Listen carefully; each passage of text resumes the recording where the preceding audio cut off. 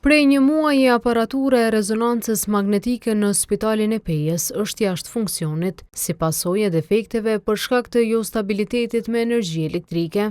Gjatë kësaj kohe, pacientët nuk kanë pasur mundësi as të caktojnë termin për ekzaminim, e sipas Spitalit të Pejës, deri në momentin e prishjes së pajisjes, në listë të pritjes kanë qenë 368 pacientë.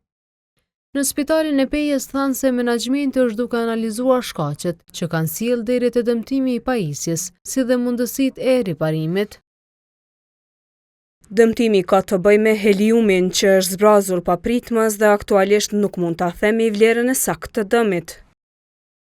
Për mirëmbajtjen e aparaturës që ka kosto rreth 658.000 euro, spitali nuk ka aktive ndonjë kontratë me operatorët ekonomik. Tenderi për servisim dhe rregullim të rrymës në dhomën ku ndodhet pajisja u hap me 24 shkort të këtij viti, por ende nuk është finalizuar me kontratë.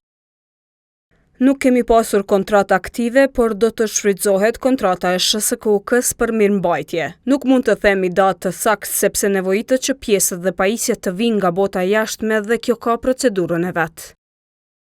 E pas prishjes së kësaj aparature, ka nisur hetim edhe prokuroria themelore në Pejë. Me të pranuar informatën, kryeprokuroria ka përpiluar shënim zyrtar dhe njëkohësisht ja ka proceduar rastin i prokurorit të shtetit për trajtim të më tutjetshëm. Këtë fazë nuk mund të japim më shumë informata. Spitali i Pejës është pajisur me rezonancë magnetike në dhjetor të 2022-s.